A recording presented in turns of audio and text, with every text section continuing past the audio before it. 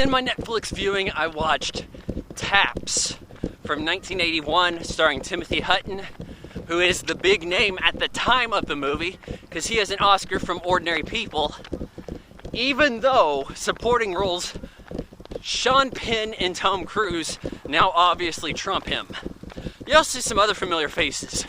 The guy who's like always bald on Californication, and Giancarlo Espinosa, I think that's his name. I probably said that wrong. Anyways, 1981, George C. Scott's the general in charge of Bunker Hill Military Academy, churning out young men, making them soldiers. They're going to graduate, go to West Point, that stuff. Well, the school year has just ended, and Moreland, who is Timothy Hutton, he has been appointed the new major, so he's like second in charge. He's the top cadet. And he's also getting some bad news that they're closing down. The trustees that own the property say they're going to make more money developing it as condominiums. And it's like, wow, that's kind of the way things work today, and this is 1981. So, they don't like this, but, you know, you gotta do what you gotta do, right? Well, as they're having their dance, they're being hassled by some townies. You know, I think people think of townies as people from, like, around Boston. But these are just guys, you know, hicks from the town picking on the military kids. So, there's a fight that breaks out. One of the military kids, I watched it, he grabbed George C. Scott's gun and shot. But George C. Scott ends it up with in his hand, and one of them dies. So George C. Scott escorted out to prison, and he's out of the picture. They start saying, oh, he had a heart attack as he's being arrested. Okay, well, how come we couldn't see this happen? What the hell? So, in lieu of this, the school's being shut down early. They were going to have a year to finish, have the seniors graduate, but now it's being shut down immediately. Moreland does not like this, takes matters into his own hands, seizes the guns, has a bit of a standoff.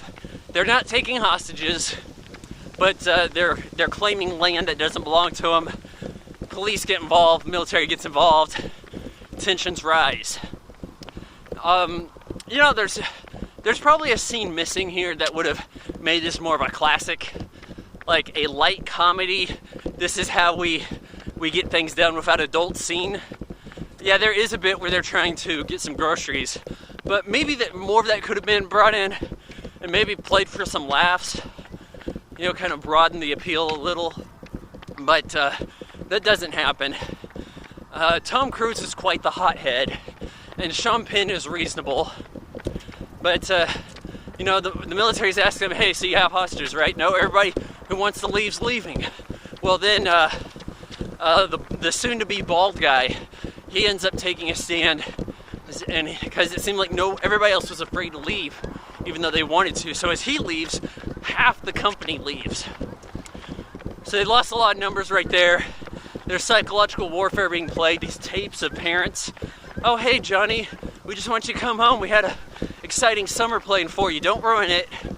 It gets the little kids, they leave. But so far, everybody's okay. Giancarlo catches fire in an electrical accident and is escorted off the premise. And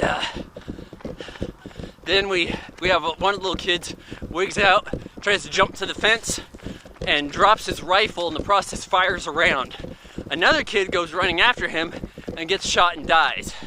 And this is one that Moreland was mentoring, I suppose.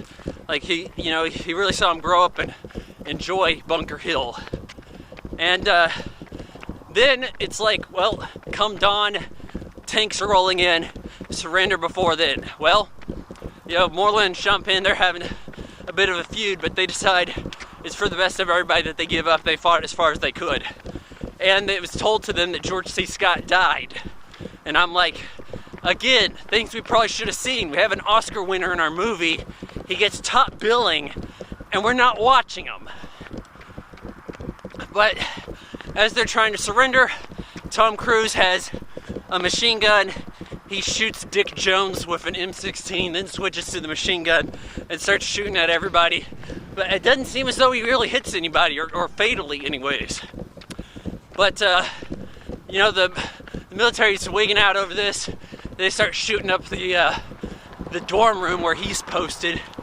And Moreland jumps in and tries to save Tom Cruise, dives, catches him, and a lot of bullets, and they both get killed. And then Sean Penn's carrying Moreland out, crying about it. End of movie. Yeah, this is a movie they do not make today, because kids, guns, glorifying it, talking about real issues, can't do that shit, right? I think this is rated R without any sex, almost no women in it, very little violence, very little in the way of gore, and no real cursing. And I think it's rated R. You know, don't quote me on that, but you can look for yourself. But, yeah, I think Taps is just kind of missing a few elements here. I think this is Sean Penn's first co-star sort of role. It certainly is for Tom Cruise. And I'm not really sure if it put Tom Cruise on the map so much as to say that Risky Business did.